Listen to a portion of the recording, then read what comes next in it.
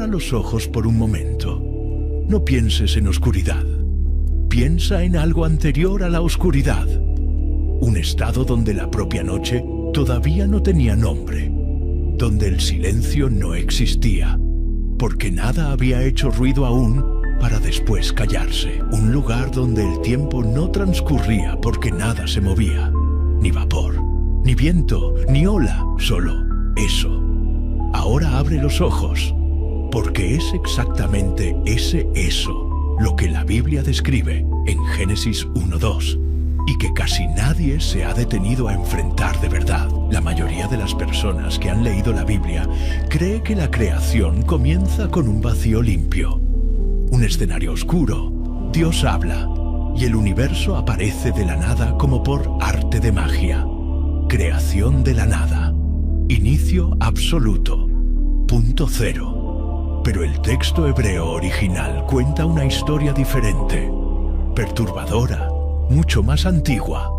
Antes de sea la luz, había algo, y ese algo tenía nombre. En hebreo se llama Tehom, el abismo, y lo que el texto bíblico dice sobre ese abismo, cuando lo lees sin filtros, sin traducción suavizada, sin siglos de doctrina cubriendo las palabras originales, va a cambiar completamente la forma en que entiendes la creación, el caos y quizás tu propia historia. Porque la pregunta que nadie hace en voz alta es esta: si Dios creó todas las cosas, ¿de dónde vino el Tehom?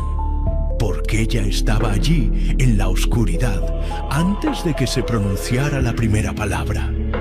¿Y qué ocurre cuando descubres que la creación bíblica no fue, técnicamente, creación de la nada, sino la imposición de orden sobre un caos que ya existía? Vamos al texto, no a la traducción, al texto. Génesis 1:1-2, en el hebreo original. Bereshit bara Elohim bet haaretz hayta toch pichoshech al pnei tehom. La mayoría de las Biblias lo traduce así: en el principio, Dios creó los cielos y la tierra estaba desordenada y vacía, y las tinieblas estaban sobre la faz del abismo. Parece simple, neutro, casi técnico. Pero dos palabras en ese versículo cargan un peso que la traducción no logra sostener. La primera, tohu vabohu. Probablemente ya escuchaste esto traducido como desordenada y vacía. Pero en hebreo, tohu vabohu es una expresión sonora, casi onomatopéyica, que describe algo mucho más visceral. Es la palabra utilizada para describir un lugar devastado, arrasado, reducido a nada después de una catástrofe. No es el vacío limpio de una página en blanco. Es el vacío pesado de una ciudad después de la guerra. Y la prueba está en otro libro. En Jeremías capítulo 4, versículo 23, el profeta usa esas mismas dos palabras, tohu vabohu, para describir la tierra después del juicio divino. Miré a la tierra, y he aquí que estaba desordenada y vacía, y a los cielos, y no había en ellos luz. Jeremías no está describiendo una creación, está describiendo una destrucción, y usa exactamente las mismas palabras de Génesis 1:2. Aquí llega la pregunta que los teólogos han debatido por siglos y que la mayoría de los creyentes nunca ha escuchado. Si tohu vabohu describe un estado de devastación y no simplemente de ausencia, entonces, ¿qué había allí antes? ¿Qué fue devastado? La segunda palabra que lo cambia todo es la que da nombre a ese estado. Tehom, el abismo, las tinieblas sobre la faz del Tehom. En hebreo, Tehom no es simplemente un lugar, es una entidad, una presencia, algo con profundidad, con peso, con historia. Y aquí empieza a ponerse inquietante, porque Tehom en hebreo es gramaticalmente femenino. Y en los idiomas del antiguo Oriente Próximo, el mundo donde este texto fue escrito, el abismo primordial no era un vacío inerte, Era un ser. El nombre Tehom no nació en el texto hebreo. Tiene un pariente más antiguo, mucho más antiguo. En el épico babilónico conocido como el Enuma Elish, uno de los textos más antiguos que la humanidad conoce, escrito milenios antes de Cristo, existe una figura llamada Tiamat, el caos acuático primordial, el océano del que todo surgió. Tiamat y Tehom, dos nombres, una raíz común. Los lingüistas identificaron hace décadas que estas dos palabras derivan del mismo origen semítico primitivo, refiriéndose a las aguas caóticas que existían antes de cualquier creación organizada. En el Enuma Elish, Tiamat es una diosa, inmensa, feroz, femenina. Y la creación del mundo ocurre cuando el dios Marduk la derrota en combate, divide su cuerpo a la mitad, y con una mitad forma el cielo y con la otra la tierra. La creación, en esa cosmología, es el resultado de una guerra. Presta atención ahora, porque este detalle lo cambia todo. Los hebreos conocían el Enuma Elish, no como una curiosidad académica, sino como una narrativa viva, presente, dominante en la cultura del antiguo Oriente Próximo. Era el relato de la creación, en el que todos a su alrededor creían, y Génesis 1 fue escrito en ese contexto. Pero en Génesis, algo radical ocurre con el mito del caos primordial. El Tehom no es una diosa, no es una adversaria, no es una amenaza que necesita ser destruida. Es materia bruta, pasiva, silenciosa, y Dios no necesita luchar contra ella. No hay combate, no hay drama, no hay guerra, solo hay una voz: sea la luz, y el caos obedece. Eso, para el pueblo que escribió Génesis, era una declaración política y teológica de un impacto imposible de medir. El caos que los otros pueblos temían como una divinidad feroz. Nosotros lo conocemos como arcilla en las manos de nuestro Dios. ¿Acaso todavía respira allá abajo, bajo el orden que llamamos mundo? Regresa al texto, un detalle que casi todos pasan por alto. Génesis 1:2 termina con esta imagen: y el Espíritu de Dios se movía sobre la faz de las aguas. Parece poético, parece tranquilo, parece casi una escena de meditación. Pero la palabra traducida como se movía, en hebreo, merashephet, no es una palabra de paz. Merashephet aparece en un solo otro lugar en toda la Biblia hebrea, en Deuteronomio, capítulo 32, versículo 11, describiendo a un águila sobre sus crías. Como el águila que despierta su nidada, revolotea sobre sus polluelos, extiende sus alas, los toma y los lleva sobre sus plumas. El águila no está descansando. Está en postura de protección activa. Alas abiertas, cuerpo en tensión, ojos fijos, lista. Es exactamente esa imagen la que Génesis usa para describir el Espíritu de Dios sobre el Tehom. No una presencia serena, una presencia que está sobre algo que necesita ser cuidado o contenido.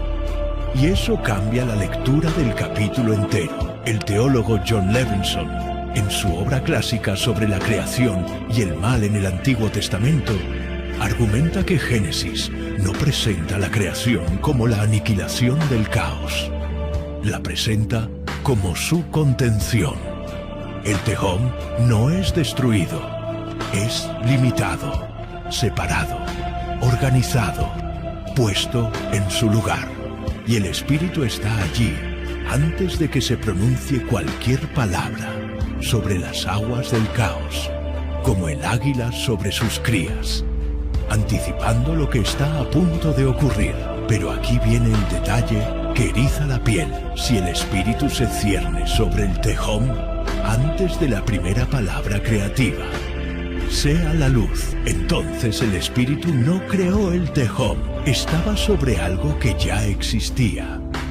La presencia divina precede al acto creativo, pero el caos precede a la presencia divina. O al menos, eso es lo que el texto, leído sin filtros, parece sugerir. El Salmo 104 describe a Dios estableciendo un límite para las aguas. Pusiste un límite que no traspasarán, ni volverán a cubrir la tierra, ni volverán. No, nunca existieron, no fueron destruidas, ni volverán. El abismo fue empujado hacia atrás, no fuera de la existencia. Y entonces surge la pregunta que nadie quiere formular, pero que el texto invita a hacer. Si la creación fue una contención y no una eliminación, ¿qué es lo que sostiene esa contención? Durante siglos, la teología cristiana enseñó una doctrina llamada creatio ex nihilo, creación a partir de la nada. Dios habló, el universo surgió del vacío absoluto, sin materia previa, sin caos anterior, cero absoluto. Pero aquí está lo que muchos no saben. Esa doctrina no está, de forma explícita, en Génesis 1. Fue formulada, con palabras precisas e intención teológica clara, en los siglos II y III después de Cristo, por pensadores como Tertuliano e Ireneo de Lyon. El contexto era una batalla contra el gnosticismo, que afirmaba que la materia era mala por naturaleza y había sido creada por un Dios inferior. Para combatir esa idea, los teólogos necesitaban afirmar que Dios había creado todo, incluida la materia, y que por lo tanto no había nada de malo en ella. Creatio ex nihilo fue la respuesta a un debate filosófico, no una lectura neutral del texto hebreo. Lo que Génesis 1 describe, cuando se lee en su idioma original y en su contexto cultural, se acerca más a lo que algunos estudiosos llaman creatio ex creación a partir del caos. Dios no genera materia de la nada. Dios organiza, separa, nombra, define. Sea la luz, y la luz es separada de las tinieblas. Haya un firmamento, y las aguas de arriba son separadas de las aguas de abajo. Aparezca la tierra seca, y lo seco es separado de las aguas. Cada acto creativo es un acto de distinción, de separación, de imposición de orden sobre un estado que no tenía fronteras. Piénsalo de esta manera. Hay una diferencia enorme entre construir una casa en un terreno vacío y transformar un depósito abandonado en un hogar. En el segundo caso, no empiezas de cero, empiezas del caos. Y eso exige algo diferente. No solo poder, discernimiento, paciencia, la capacidad de ver forma donde solo existe ruido. El Dios de Génesis 1, en esta lectura, es ese tipo de creador. No el que presiona un botón y el universo parpadea en la existencia. El que entra en un caos antiguo y hace de él un cosmos. Una palabra griega que significa literalmente orden bello. Y eso abre una pregunta que no es solo teológica. Si la creación fue una ordenación y el caos aún existe, contenido, ¿qué dice eso sobre la naturaleza del mundo que habitamos? Sobre el sufrimiento que no debería existir, sobre el desorden que insiste en aparecer en los bordes de la vida organizada. Quizás el tejo no sea solo cosmología, quizás sea un lenguaje para algo que todos conocemos por dentro. Volvemos al silencio del principio, pero ahora tiene profundidad. El Teom no fue destruido en Génesis 1, fue ordenado, limitado, puesto en su lugar. Y el resto de las escrituras carga esa tensión con una honestidad perturbadora. En Job 38, cuando Dios habla desde el torbellino y desafía a Job a responder, una de las primeras preguntas es esta: ¿dónde estabas tú cuando puse los fundamentos de la tierra? ¿Quién encerró el mar con puertas cuando se derramaba saliéndose de su seno? Las puertas del mar, el mar que irrumpe, no un mar que fue borrado, un mar que fue cerrado. El Salmo 89 va más lejos. Tú dominas la soberbia del mar. Cuando sus olas se alzan, tú las aplanas. El caos todavía se levanta y necesita ser aplanado continuamente. Pero aquí viene el giro final, el detalle que cierra el círculo de una forma que pocos perciben. En el último libro de la Biblia, Apocalipsis capítulo 21, versículo 1, Juan describe la nueva creación con estas palabras: vi un cielo nuevo y una tierra nueva, porque el primer cielo y la primera tierra pasaron, y el mar ya no existía más. El mar ya no existía más.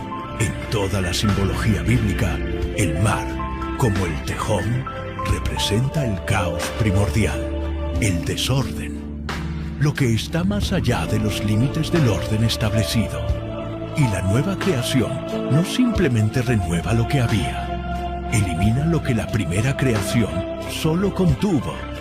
Lo que Dios hizo en Génesis fue contener el abismo.